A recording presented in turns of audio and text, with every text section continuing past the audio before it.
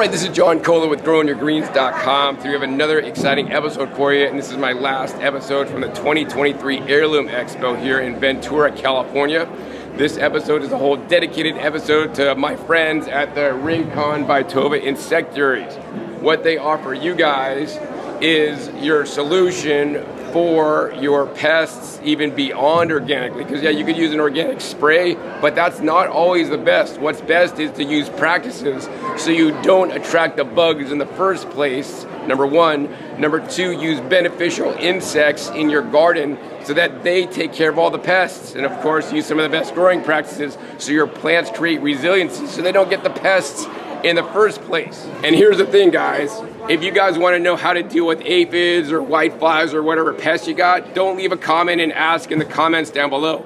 Rincon-Vitova has an amazing service they will offer you for free, and we're going to make them quite busy there, because what you're going to do is you're going to call them at 800-248-BUGS, right? Toll-free number, right? If you're in the local area, you can also call 805-643-5407, and you're going to say, Rincon-Vitova, I saw you on John Kohler's show. How do I deal with aphids? Because you are the experts. When I got bugs and I can't deal with them or don't know what to do, I call Rincon-Vitova because they will consult with you over the phone and say, oh, you got this on these plants, you're gonna get this beneficial insect, you're gonna plant these companion plants around it, you're gonna get these traps or whatever they're gonna tell you, I don't really know, and they're gonna help you out and get you the answer you need from the best company that I found that have been doing this kind of work for over 50 years. I mean, one of the oldest companies in the country that's still in business helping people use beneficial and biologics to control insects in a natural way without putting harmful pesticides and toxins on your plants.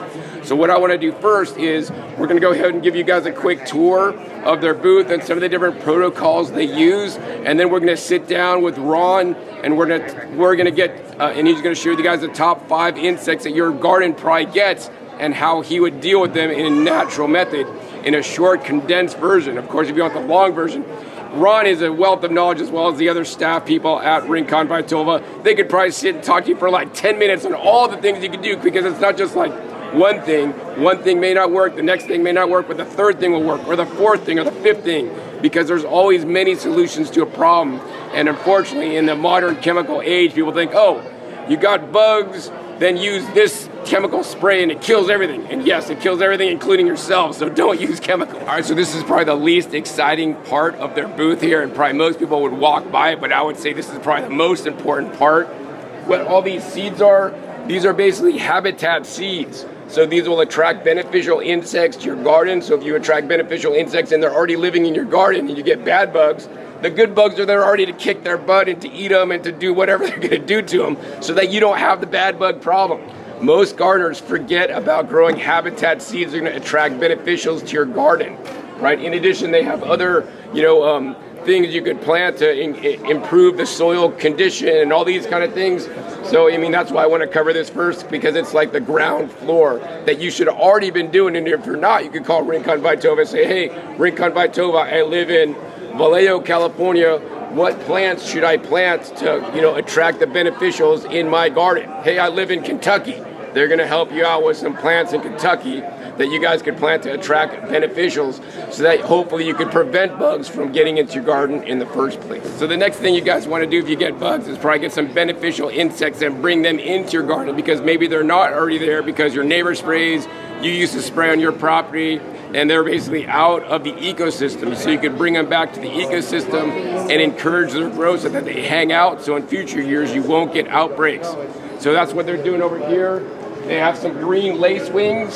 So if you guys could look inside here, these are the lacewings. These eat like the soft-bodied insects like the aphids and the whiteflies.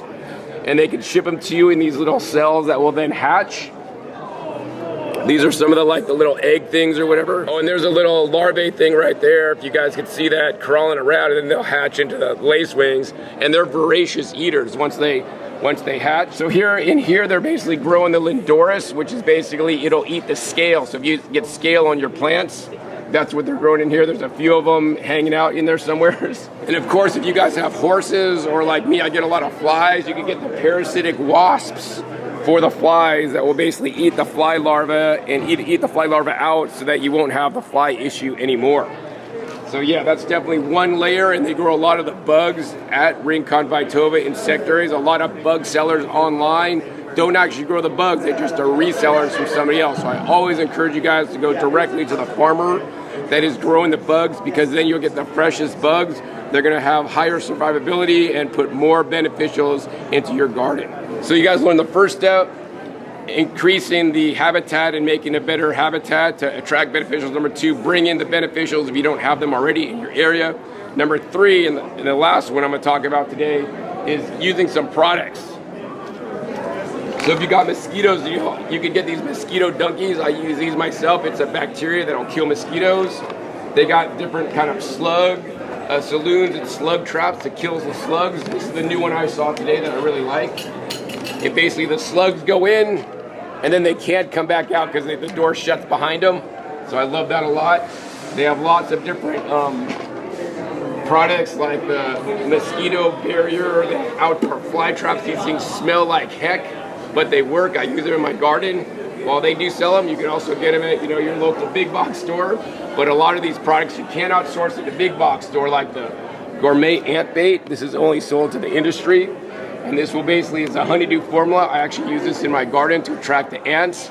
They eat it up, and then in a few weeks, you'll see like the ant population is reduced significantly. This is another ant control, and they have lots of different controls for different repellents. This is a hot wax repellent. You could make your own, of course. Neem oil, one of my favorites. This is the dipel, so this is good for the caterpillars. If you got caterpillars eating your kale, and even for like hornworms. BT, that'll work on that. And they got so many different other products that you guys could use, and I'm not even familiar with all of them. Oh, and another thing, of course, is the sticky traps. The sticky traps, super important, super critical. Another way to trap things like the whiteflies and other flies that'll, infect your fruit and fruit flies.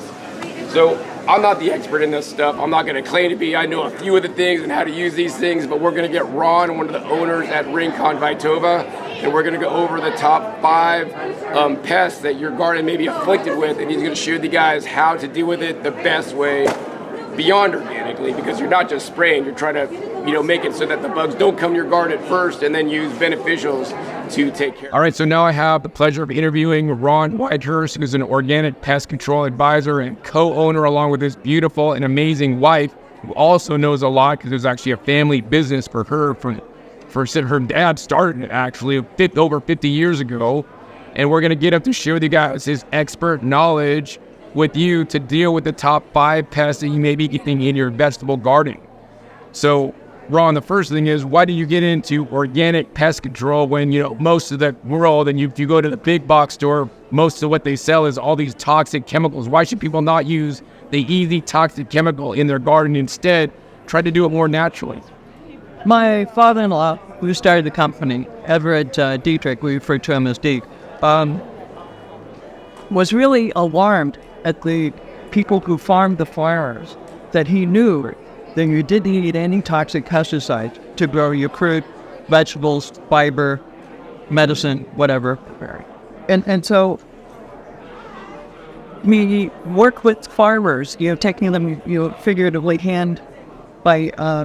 taking them by the hand to lead them through the process of building life on their farm so that they could grow the beneficial insects by the way that they flood. So if you're spending lots of money on chemical fertilizers and chemical pesticides, that's going to decrease your profitability. That's overhead. That's expenses. And so if you can work with nature, you get all those ecological services for free. You're getting nitrogen from the air. You're getting making best use of the photosynthetic energy from the sun. You're mobilizing the nutrients from the soil using the beneficial microbes. And so it's easier, cheaper, and much healthier. Much healthier. That's the part that's really important to me. I mean, what if people are using pesticides and they have, young kids or even pets?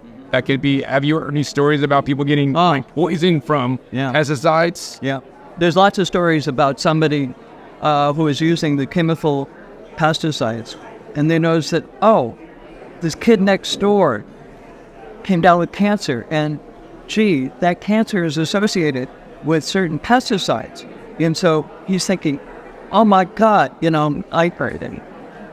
my actions caused that guy to have cancer. Potentially. So he started the clean growers group up in central part of California. And a family went to the Monterey Aquarium, and they saw an exhibit of how the pesticides were killing the sea life along the ocean or the kelp forest and so on. And they went back home and they decided, no more. We're not going to be contributing to killing off the kelp, the sea otters, the starfish, all these incredible creatures that form this beautiful underwater forest along our coast. And so there's more and more stories of people coming to this crisis point where they just decide, no more. I'm going to work with nature instead of trying to beat her into submission. Yeah.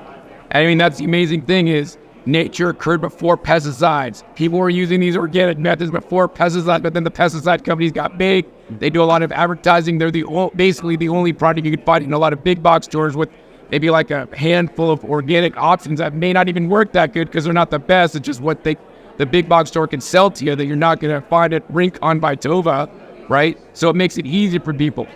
So that's why I want to do this video for you guys, to show you guys the top 5 pests and how to deal with them naturally, organically, and the best way. So, Ron, what's the number 1 pest that you get called about at Rincon-Vitova, and how do you deal with it? How would you deal with it? Right. Aphids. Aphids, yeah, I get aphids. Almost every gardener has aphids sometime during the year. And usually it's when it's still a little cold out and you see these aphids covering the fast-growing tips of the plant. They suck out the sugars, the juice. Yep, they love that nice. They love nitrogen. Yeah. Okay. So we've got a number of beneficial insects that eat them. But if we look at a structured program to manage them using the least intensive, least disruptive techniques first, you pull out your spray gun on the end of your hose. Yeah, I do that all the time. I spray them up with water. I don't even use anything, and I just keep doing it every single day, and then they usually disappear. Yeah. And no chemicals except, actually, the chemicals H2O. Yeah. And so, basically just knocking them off in a strictly ordered, response. And then the next response could be put a little soap in with the water. So soapy water is a dandy pesticide. We're against all toxic pesticides, but soapy water is a dandy pesticide, and it's been used for, 1,000 years or so, and we know how to use it.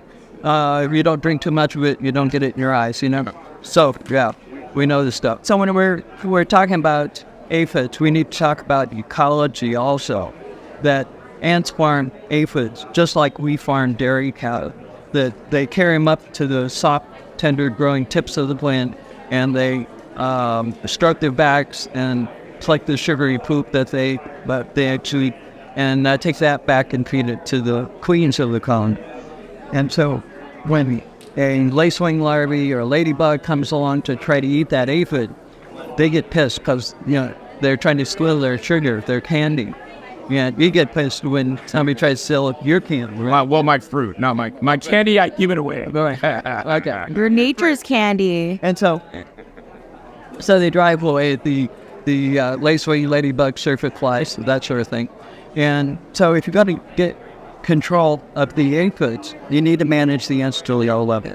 And you can use a boric acid, sugar, and water bait in some kind of plastic container that will let the ants come in and they'll come back out again. They've got some designs for that. And you can also, if you can identify where the colony is, you can disrupt that. You can dig into it with a shovel, spady fork, or something like that. You don't have to physically dig it up, just kind of break up the colony. So they have to rebuild the colony and put their attention on doing that versus farming aphids. You're not fine. Yeah, there it is. And then lacewing is a really good predator, general predator on all kinds of soft-bodied insects. And so you can get some lacewing to put those out. If you have a good-sized garden or a greenhouse, you love this little aphid niche. It's like a little tiny mosquito. And that mama flies around and finds colonies of aphids, and they'll lay a little egg in there. And then that egg will hatch and turns into this little orange maggot. You can spear the aphids and throw them off of the plant. And so it leaves your plant nice and clean from the aphid. And then after they eat a bunch of aphids, they drop to the soil, you bake, and then repeat the life cycle. So they stay there. A lot of people love the ladybugs for... When our ladybugs are really effective, I released ladybugs so many times, it didn't really seem to help. They seem to fly away. Right.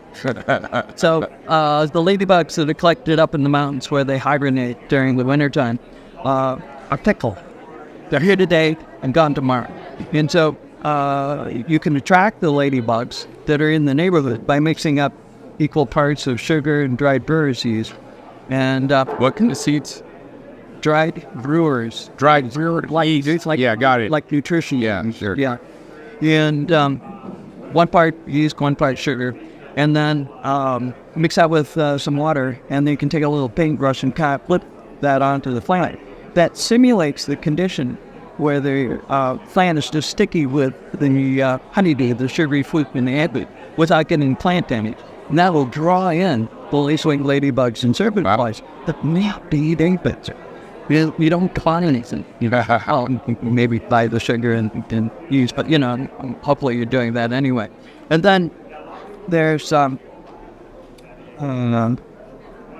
parasitic wasps. So once you bring the numbers down with the predators, the lacewing and the ladybug, then you can reduce the number further by putting out some little parasitic wasps. So predators, good for bringing numbers down generally, but ladybugs like a lot of food in one place, and so they will bring the numbers down a good bit, but they won't clean up completely. And so the parasitic wasp, the Aphidius and the Fidelini, Aphelinus, that will kind of finish cleaning it up. And if you have a lot of aphids and a lot of plants, and it makes sense to get some predators and some parasites to have that mix of mix of beneficials, because one or the other may work better or worse, and every environment's a little bit different, every garden's different. And this is to take care of the problem today. But we like to think long term. Prevention is better than taking a drug, like eating healthy and getting a headache later because you ate crap. It's along the health idea. You want to have a healthy ecology, a healthy environment. So by planting a mixture of different flowering plants, you can attract the lacewing. The lacewing adults will be panning nectar during their adults use. They're happy for the adults, and then they're going to lay the eggs, so the next year they're going to have the right. Right. And then, so what are the things you would plant to attract the adults? Well, listen, is a really nice, yeah, sweet Alice.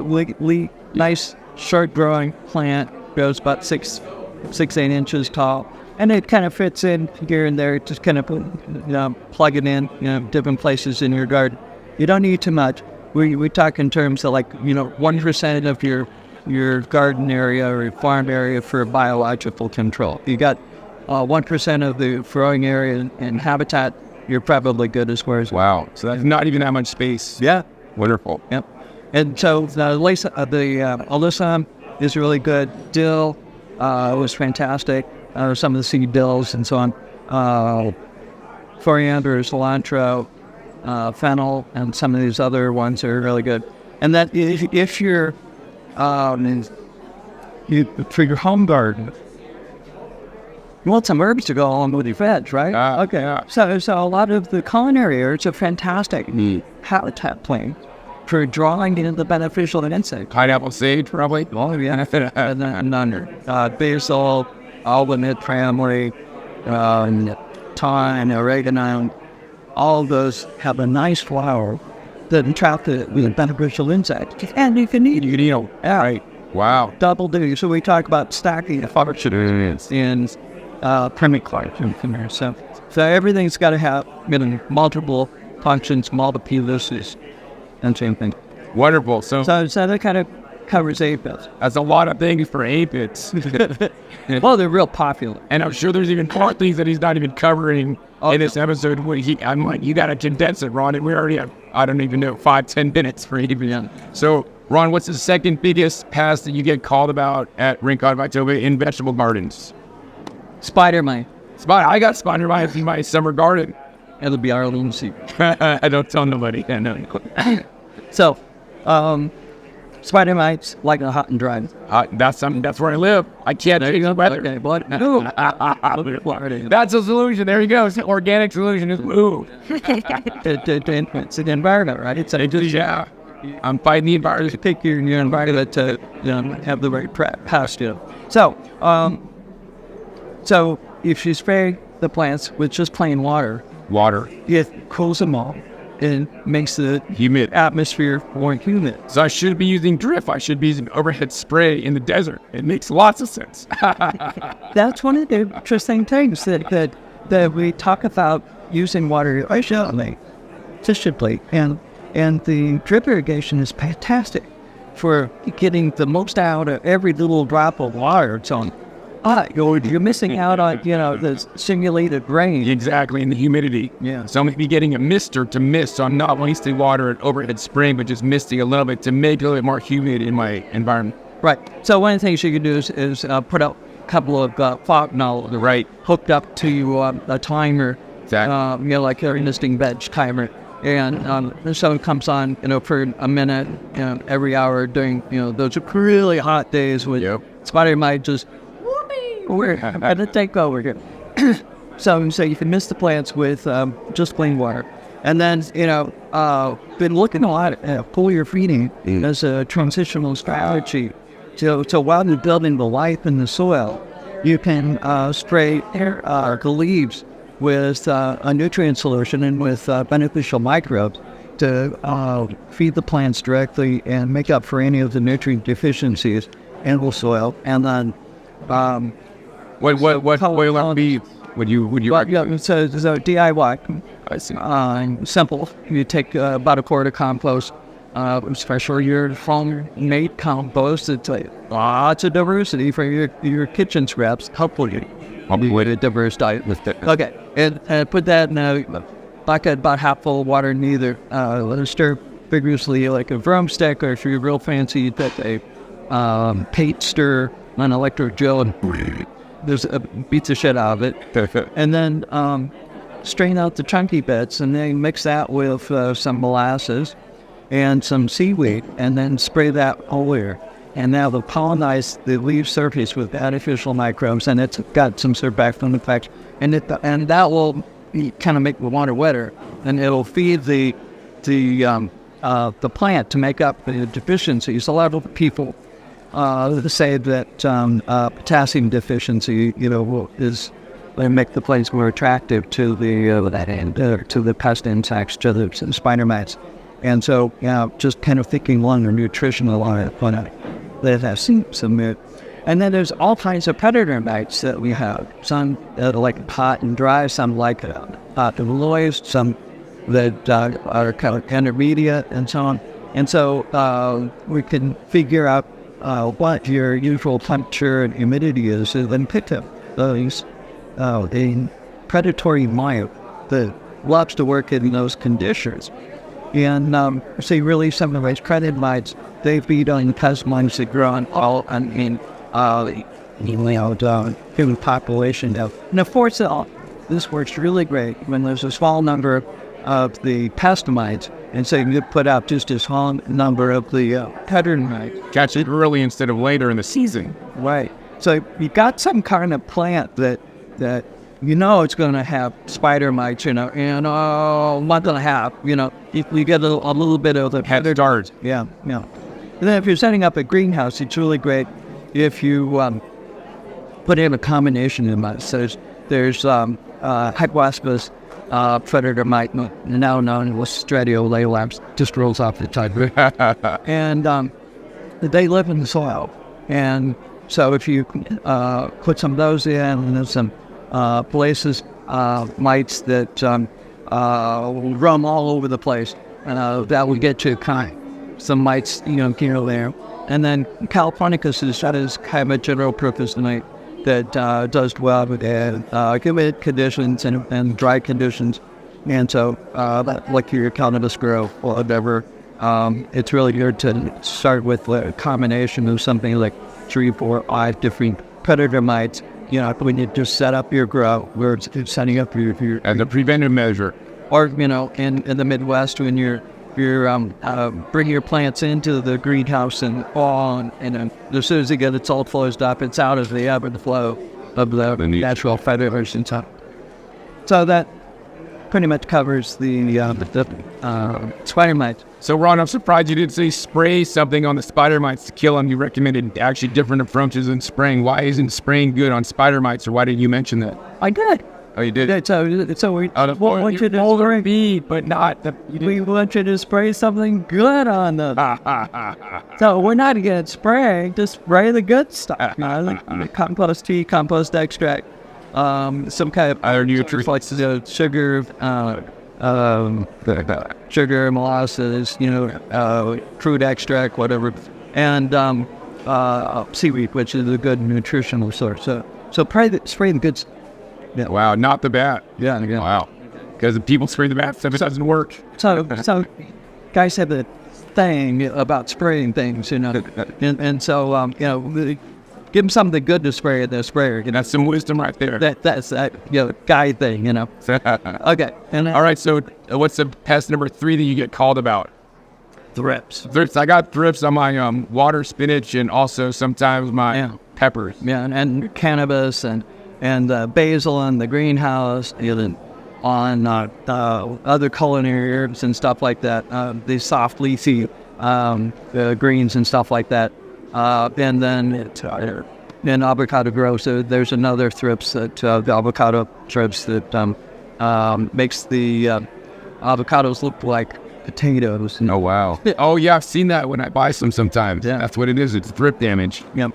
So thrips also don't like water, and so some people will overhead water, and that will help decrease the thrips by itself. But you can give it a nectar punch with these insect-eating nematodes. They're called Steinema peltier, SF for short. And mix those with water, and then in like a greenhouse setting, we do it at night when it's dark. Spray it to the nematodes on with lots of water, and kind of like your misting plants, that kind of thing. And so they have time overnight in the dark to wiggle around and find the thrips and go inside and feed them that. And then when the sun comes up, the nematodes have real short legs, and so they don't walk very far very fast, and so you need to give some time when there's a lot of moisture on the leaves for them to find the thrips. And then there's another predator, or one of the dynamite ones is minute carrot butter, and they love to eat thrips and spider mites and so on. And so, you can just grow any kind of flower that's got nice soft petals, and that will grow lots of western flower thrips, and then those western flower thrips will grow lots of minute carrot mug. And so that's a really good strategy for managing an ecological approach to managing the thrips development. So what would be the specific flowers that you would recommend for somebody? Well, not necessarily good, it's really Alice. But just about any flower that has nice petals, and then it's in context of a greenhouse or some kind of garden or something like that. So you pick a flower that fits in, to your growing situation, and then just about anything will do.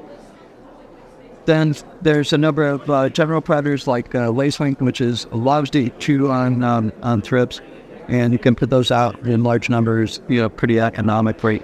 And then there's some a number of different kinds of ladybugs. We'll feed them thrips. There's the convergent ladybugs, and the ones that you go into the garden center and they've got little mesh bags of them, and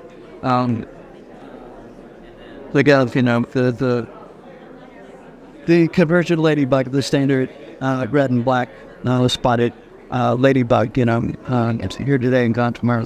But there's a whole bunch of different ladybugs. There's 5 or 6 different ladybugs that are virtually available, and they will all with both the thrips, aphids, and biplanes. And you sell the other varieties at Rincon-Vitova? Yeah, and so we grow Lindorus, a little ladybug that really loves to eat scale. Yeah, they'll eat other things and into it. And then, remember, so we got eating my steak pretty much. Oh, right. So, the Western flower thrips then grows on the leaves of the plant, and then drops to the soil to pupate. And so on the leaf, you can use this cucumbers mite and blaseus cucumbers for sure. And they feed on the thrips, the young thrips out of the leaf surface. And then there's another predator mode, the Stratolorhalaps, that lives in the soil. And so when the thrips drop to the soil to pupate, and they're available to the soil dwelling predator mode. And so the combination of those 2 predator mites, one for the leaf and one for the soil, it's kind of like a double one at the beginning. So you kind of think, okay, the insect. The complete life cycle is egg, larva, pupa, adult. So you think, okay, water for pressure on each of these stages, so that each one may only give you 20-30%, the reduction, but then all of them you get 100%. Very close to it. Yeah, okay. Close enough. Right. Wonderful. Wow. Amazing. I'm learning so much. Hope you guys are learning a lot too. So, Ron, what's the 4th biggest pest for vegetable gardeners? Cucumber. Yeah. Cucumber beetles. Some of the same as squash bugs or different? No, squash bugs are bugs are. So they got a feeding mouth parts that are kind of like a drink straw. And they put holes in and with any fruit and vegetable and sucky juice.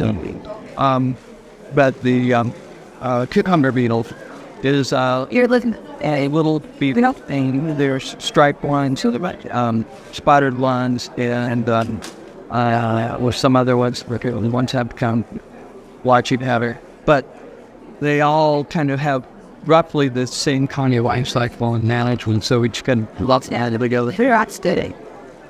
So the adults feed on green flowers and eventually, the fruit of the squash. And they lay their eggs near the base of orange seeds and grasses, and sometimes in the pastured plants and so on. And so you can attract the adults with something that tastes like cucumber. There's this stuff called cucurbitacin. It's really high concentration in the root of the buffalo gourd, and there's a something like tube-spearing watermelon, bitterman or something like that, and then also in bittermelon and the kind of squash or gourd-like fruit that's popular Asian cooking. That is, just seen it to the bitter tasting. So this cucumber flavoring is in there, and that's very attractive to them. So you can mix that with some toxicant or some control star. So historically, they've used spinosad, which is an extract from a brew of this microbe that was found within the soil around some rum distilleries in the Caribbean. And so it's a naturally occurring microbe, and they just ferment it and it's extracted from the broth and such. So it's a natural material, and it's available in organic form. And so you can use that. Or I think more interesting would be one of the insect-eating fungi. So Wow. the very Baciona, the Plesiolyces fluorescens, now known as the Saria fluorescens, or like that. So you're about to correct me, I'm sure. I don't know. Yes, but I have no idea. And I didn't know there's bugs eating bugs. yeah, That's cool. so you can mix that bitter aromatic bait with one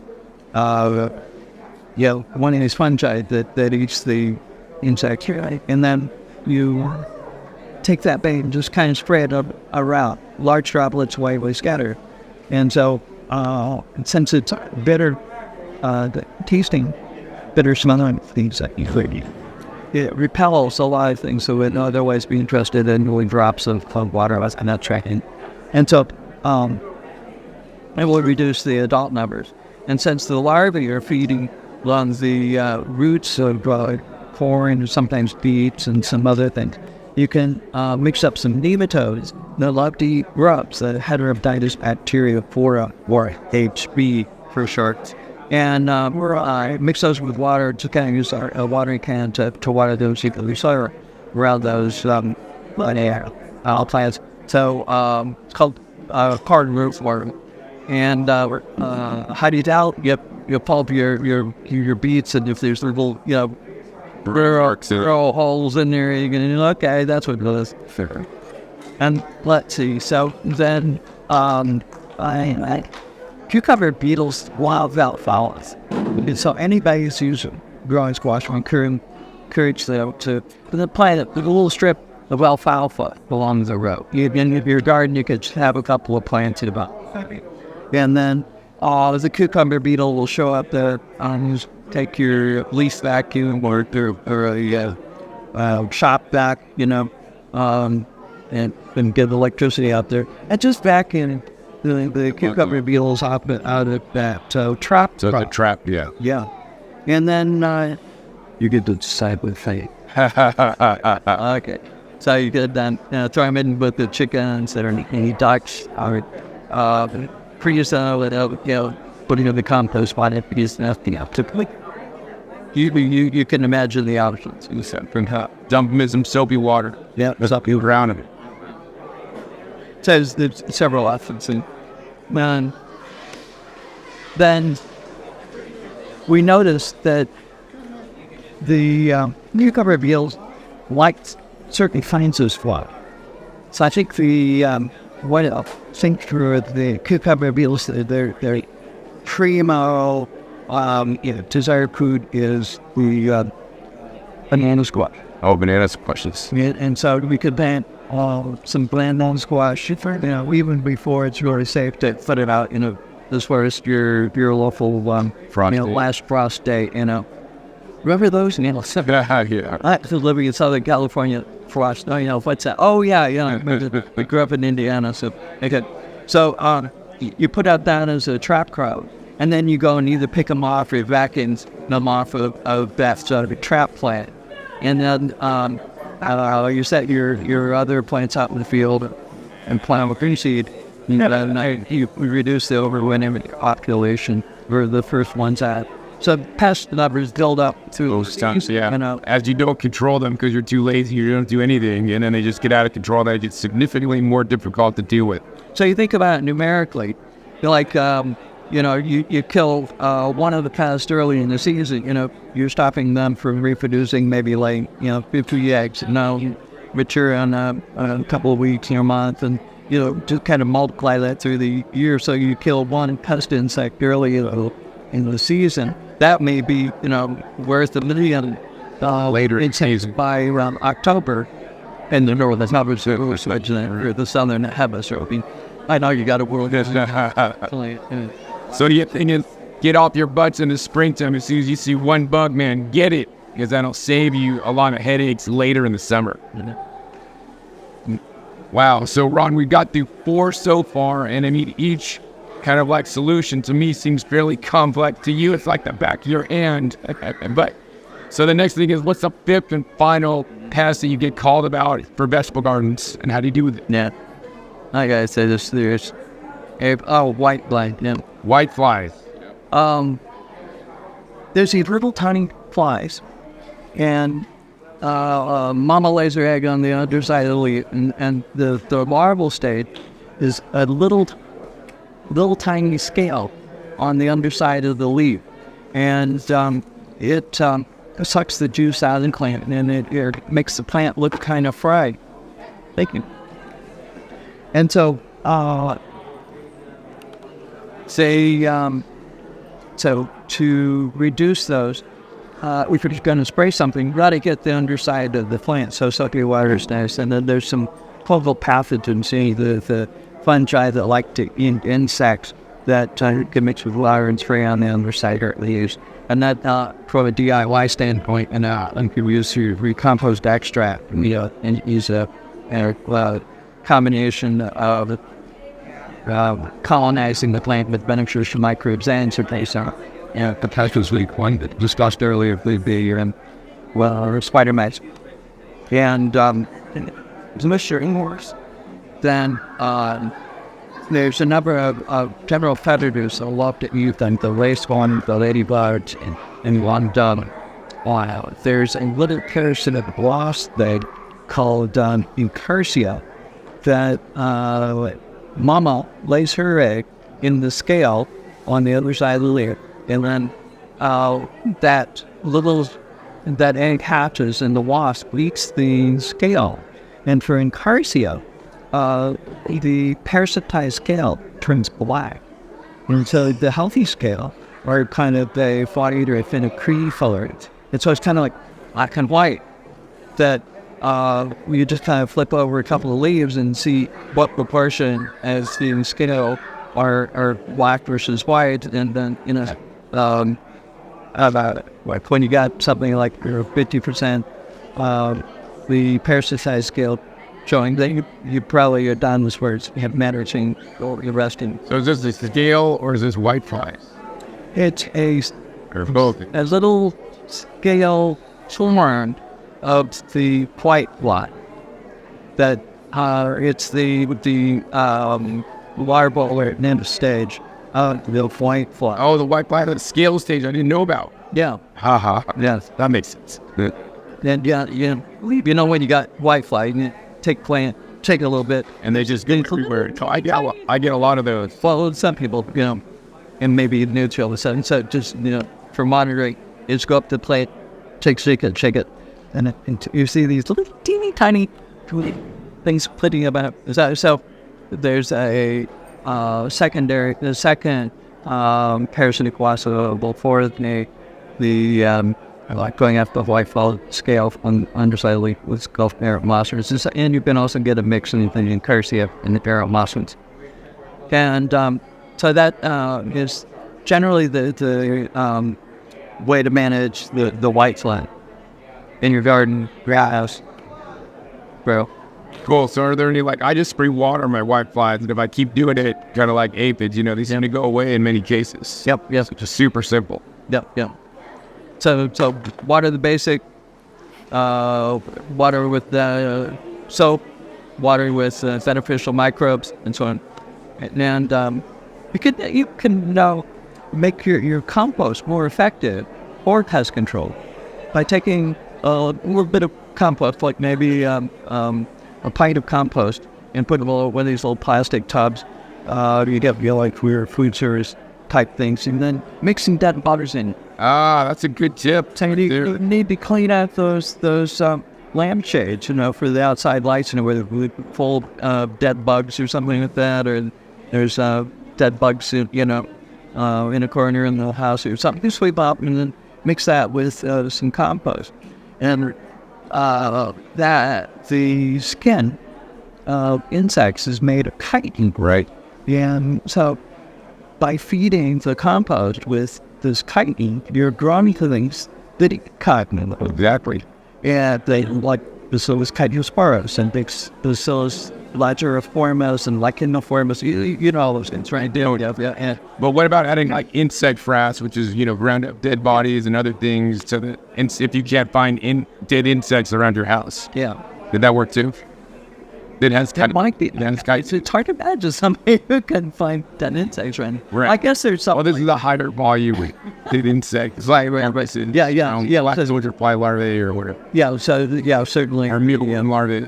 The frass is a readily available commercial source that has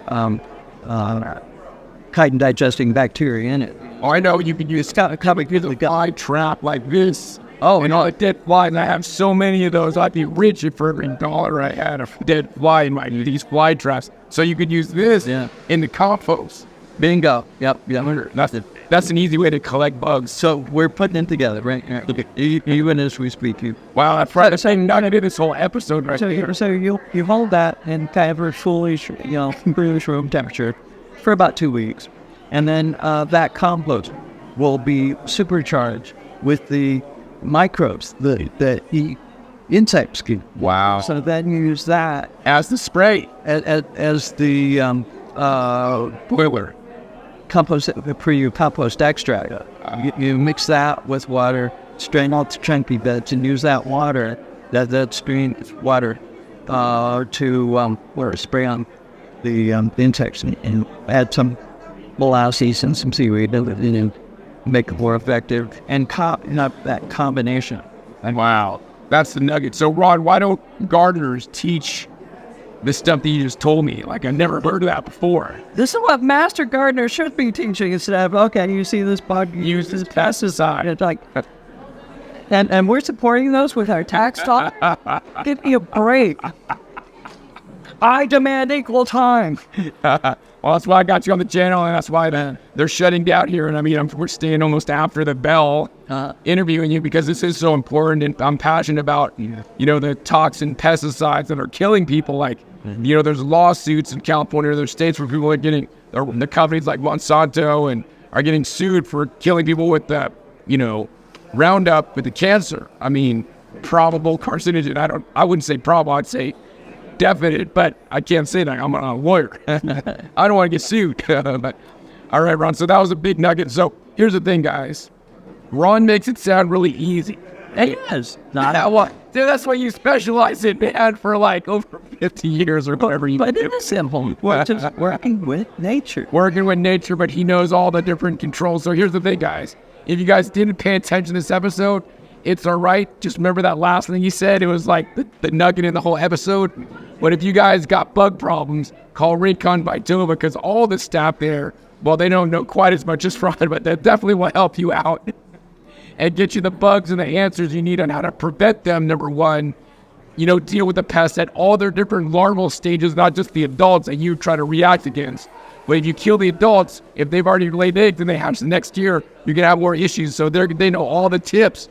So, Ron, how can somebody reach out to you guys and get help? We're here to help. Our website is Rincon-Vitova.com. That's RINCON, like the beach, and VITOVA, contraction of Vita ova, live egg from the Latin. Rincon-Vitova.com. Our 800 number is 800-248-2847. The last 4 digits spell bugs. All right. We're here to help. Let us know how we can help you.